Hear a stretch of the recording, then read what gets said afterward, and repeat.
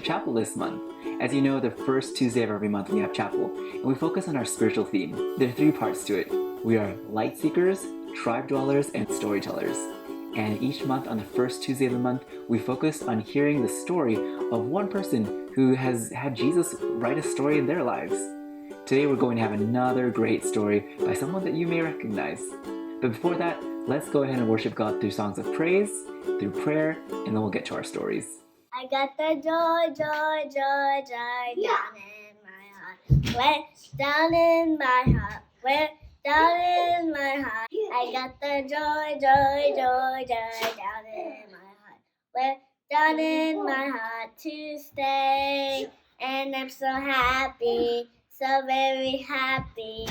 I got the love of Jesus in my heart. And I'm so happy, so very happy. I got the love of Jesus in my heart.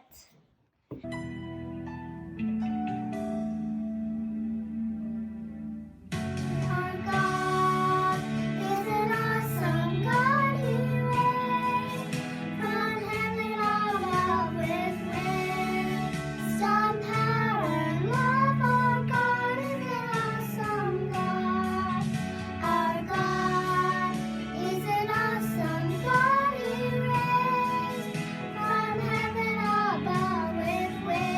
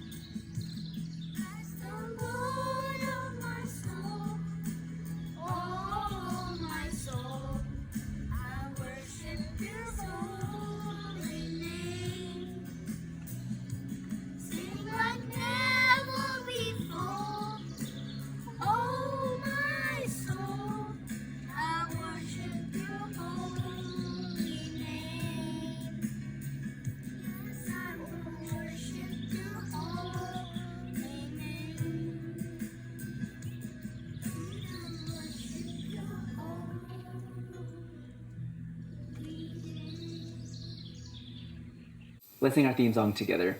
I love to tell the story. I love to tell the story of unseen things above, of Jesus and His glory, of Jesus and His love.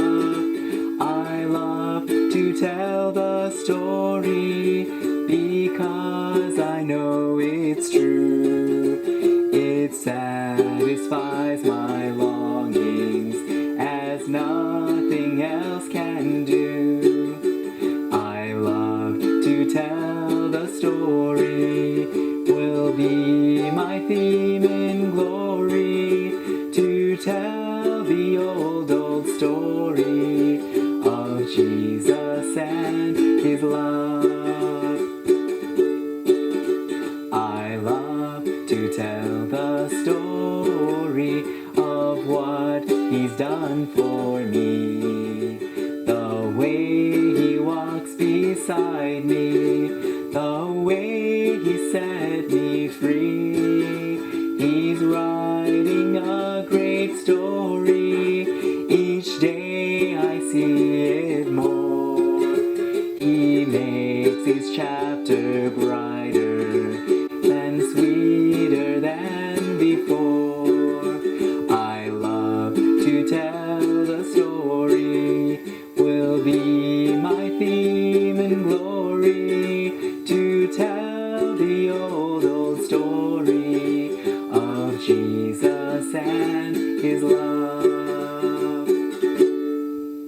Before we get to our chapel storyteller, I wanted to let you all know that this month, the month of May, is a month that in our entire country we celebrate people that come from Asian or Pacific Island heritage. It's called Asian Pacific American Heritage Month. And so each week of this month we're going to be featuring one of you who's sharing part of their story of their heritage. Today we're going to watch a quick video from two of our students, and then next week we'll have our assembly that focuses all about Asian and Pacific Islander heritage, and about several people who have contributed to the American story that come from Asian Pacific Island heritage.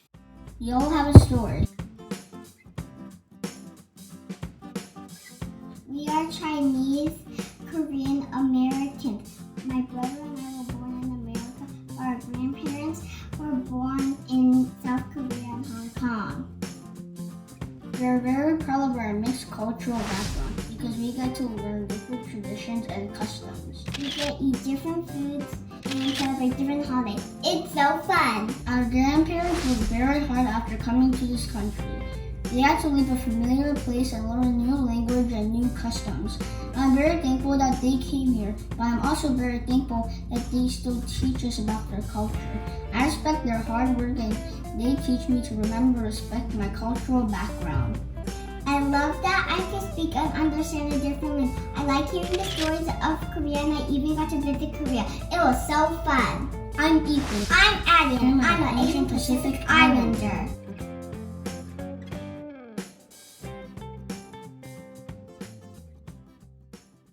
Now I'd like to welcome our speaker for today. He is somebody that you will recognize because he works right here at our school, Loma Linda Academy. He's actually our headmaster, so please join me in welcoming Dr. Herman. I'd like to talk to you a little bit about the word service. Service is a word we use quite a bit, especially in sports. We start a tennis match by serving the ball. We start a volleyball game the same way. We serve the ball. Maybe you've been to a restaurant and a waiter or a waitress came and served you a meal. Maybe you have a relative who's in the military. We call that military service, or they're serving our country. Let me tell you a story about when I got thinking about the word service when I was young. I was pretty young. I was probably 6 or 7 years old. My brother was 2 years older. My brother is still 2 years older than me. And it was summer. Oh, we love summer. So much to do. We could play outside, could play inside, so many things to do. But after a while, even so, we still got tired and wanted to do something different. And my brother and I got thinking, let's go to Nana and Pop-Pop's house. It's great fun to visit them up in New Jersey. So we went to Mom and Dad and said, let's go to Nana and Pop-Pop's house. Well, as much as they liked the idea, Nana and Pop-Pop, by the way, are my dad's parents, my grandparents, but we just called them Nana and Papa. They said it'd be fun to go there, but my dad was a dentist and he couldn't leave the dental practice. My mom just didn't feel comfortable driving the 3 hours or so to get up there and take us there. So they got thinking, what can we do? So they got planning on it, and they called Nana and Papa up, and they thought about it, and they came up with a plan. They called us in and said, you know, we're going to let you go to Nana and Papa's house, and here's what we're going to do. We're going to take you to the airport, we're going to put you on an airplane, you're going to fly to Philadelphia, and Nana and Papa will pick you up there, and you can stay at their house for a little while, and then we'll come and pick you up later on the weekend, and we'll drive home. Whoa, that was such a great idea. We would have never thought of that. But that was such a great adventure we were going to be having. I had never been on a big plane before. I don't think I'd ever been on a small plane before. So this was going to be just great, a great summer adventure. We started thinking, what do we need to take? What do we want to take? What are we going to do there? We could hardly wait till the time came when we would be able to get on that plane and fly up north. Now, I told you I was the younger brother, but I had a good big brother. I still have a good big brother. And he let me be the one that was going to sit by the window. And I think that was really cool. So we had that all settled. We got our suitcases all packed and all ready. And finally the day came. We headed toward the airport. By the way, we lived near Washington, D.C., so the airport was National Airport in Washington, D.C. And on the way to the airport, Mom told us the final things that we needed to know. Things like don't kick the seat in front of you when you're sitting in the plane. Listen to the flight attendant. Buckle your seatbelts. Don't talk to strangers. Things like that are important for parents to tell you and important for you to listen to and obey. And we got to the airport. We went inside to the ticket counter. We showed them our tickets. We showed them our suitcases. And they took our suitcases, put tags on them to make sure they got to the same airport that we were going to. Want to make sure they were on the same airplane. And then we went directly to the gate. It was a long time ago and you didn't have to go through security checks anymore. You just had to go directly to the gate. We at the gate, we met a flight attendant. We gave her the paperwork. She looked it over, checked out, make sure we were the right ones. And then we turned around and said, goodbye, Mom and Dad. Mom and Dad, goodbye. And we went outside. We walked across the tarmac and went to the stairs that went up to the airplane. Like I said, it was a long time ago. Walked up the stairs, went in the airplane, and the flight attendant said, okay, you guys sit right there. And I went in first because I had the window seat thanks to my big brother. And I sat down and I started checking everything out. I checked the pocket behind the seat in front of me and saw all the paperwork in the bag that you use if you get sick. You don't want to get sick on an airplane. And then we put the table down, the table back up again, and I turned the lights on, I turned the light off, I turned the air on, turned the air off. I buckled my seatbelt and unbuckled it. I did everything. I looked outside. I moved the window shades, and I looked outside and saw them loading up the suitcases. And I looked to see if I could find my suitcase, but I've never been able to see my suitcase going on. But it always gets there. It got on the airplane. And after a while, they closed the door, and the flight attendant got up, and she started giving us all the instructions, all the safety instructions that we would need if something went wrong in the airplane. And I listened carefully because I had never been on a big plane before. And so I listened very carefully, and my mom had said, listen to the flight attendant, so I did. And then after a while, they started up the engines. And I looked out, and I saw those big engines, and then the propeller going round. Remember, it was a propeller. Remember, I said it was a long time ago. They didn't have jet engines, not in this plane. It was a propeller went round and around. And after a while, there was a little jolt, and we started moving. We went slowly taxiing to the runway where we'd take off. We got to the top of the runway, and I was looking out, and I could see the airport there, and I knew that Mom and Dad were probably there in there watching the plane until it took off. So I waved, thinking maybe they saw us. I couldn't see them. And after a while, the engine started up, got louder and louder, and we started moving slowly at first, and then faster and faster and faster and faster. The ground dropped away, and the airplane started flying up, and we started higher and higher and higher. And I looked out there, and I could look out all over Washington, D.C., Maybe you've been there. Have you seen the Washington Monument, that big sticky uppity thing in Washington, D.C.? I could see that. I could see the Potomac River flowing through the city. Oh, it was fun looking out the window and seeing everything. Then we headed north up to Philadelphia. It was great fun being on that plane. But you know, I told you it was summer, and often what happens in the summer back there is in the evening, storm clouds could come in, and they were big clouds that could be very dark, and they started coming in very tall, very dark clouds. And I could look out the window, and I could no longer see the end of the wing. There were so many clouds, and then all of a sudden there was a jolt and a bump, and there was rough air, and the plane started rocking back and forth and bouncing up and down. We'd go up, and then we'd go down, up and down, shaking around. I look outside, and it was so dark, and all of a sudden, lightning, and thunder, more lightning and more thunder. And you know something? After a while, I was scared. I think you'd be scared too. And you know what you can do when you're scared? My mom and dad had told me. In fact, they sent me to a school very much like Loma Academy called JNA. And in that school, they learned that you can always pray to God when you're scared. You can pray to God when you're not scared too. But we prayed. I prayed a lot. I prayed hard. I said, "Dear Jesus, if you can get me off of this plane, if you can get me through this storm, I'll serve you all my life. Just get me on this ground. Get me safely on the ground, and I will serve you all my life." And I kept praying that. And keeping my eyes closed because I didn't want to look out the window and not be able to see anything. And you know something? We landed safely in Philadelphia, and the plane taxied to the gate.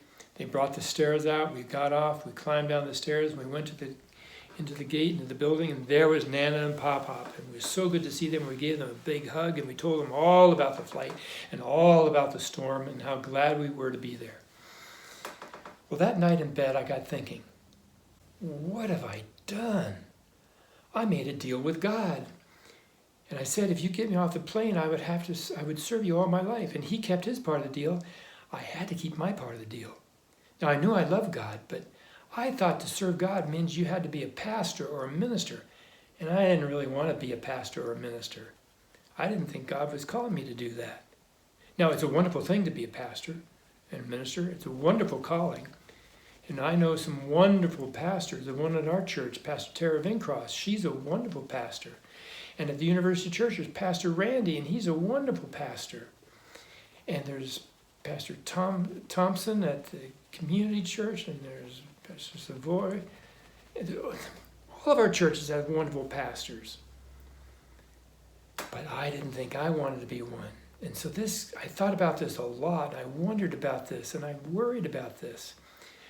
I promised, but I didn't want to do that. I got thinking. And I got realizing I was listening to my parents talk, and they would talk about serving God. I got thinking, my dad's a dentist, and I know he serves God. My mom's a teacher, and I know that she serves God. I have an uncle who's a plumber, and he serves God. I have an aunt who works in a store, and she serves God. I have an uncle that serves God because he's a pastor. I got realizing you don't have to be a pastor to serve God. You can serve him no matter what you do.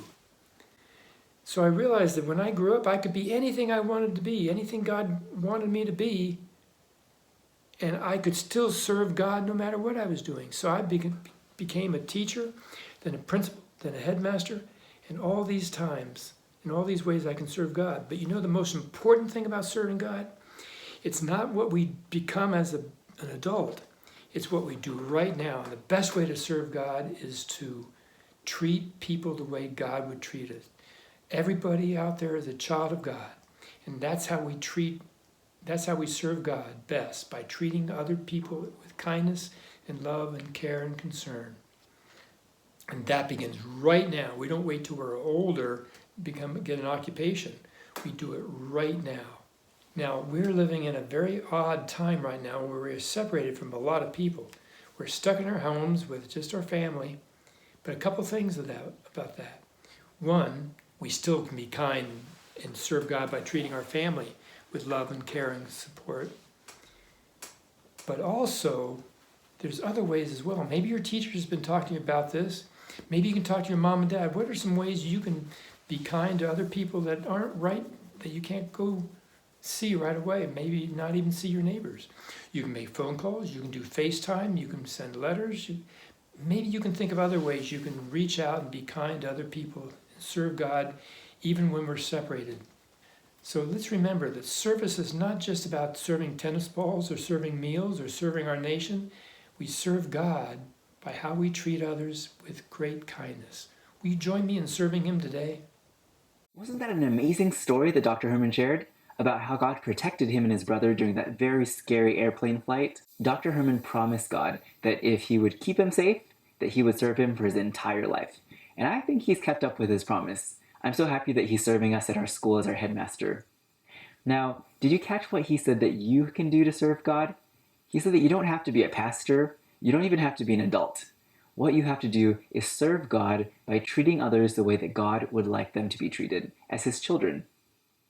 I don't know if you remember, but we have a storybook with Jesus that each one of you has been working on writing every month this year. After our chapel talk, back in your classroom, you've been writing one chapter of your story with Jesus. This month, I'd also like to invite you to write a chapter in your story with Jesus. I'm not sure if you still have your storybooks with you. Some of you may have received it in a packet that your teacher sent home when we started distance learning. If you have the book, turn to the next chapter and answer this question: how can I serve Jesus today? Then write a few sentences to give specific examples of how you can serve Jesus today, in your home, and maybe even through virtual or digital means. When you're done writing your chapter, be sure to illustrate it as well. I hope you'll keep these My Story with Jesus books in a safe place. Let it be a reminder to you as you look through chapter by chapter about how God has already been writing a story in your lives, as well as how He wants to continue writing a great story in each one of your lives as you grow with Him. I challenge you to share your book with your family members. After you're done this month, share them chapter by chapter what we've been learning about in chapels, and also how God has been working in your life in writing a great story. I'd like to end off with prayer with you, and I'll use the words from the chorus of our theme song. Let's pray. Dear Jesus, may we love to tell the story. May it be the theme both here and in glory, to tell the old, old story of your great love. Amen. Thanks for joining us here today for another chapel, and we look forward to seeing you again for next week for Grounded Kids Assembly. See you then.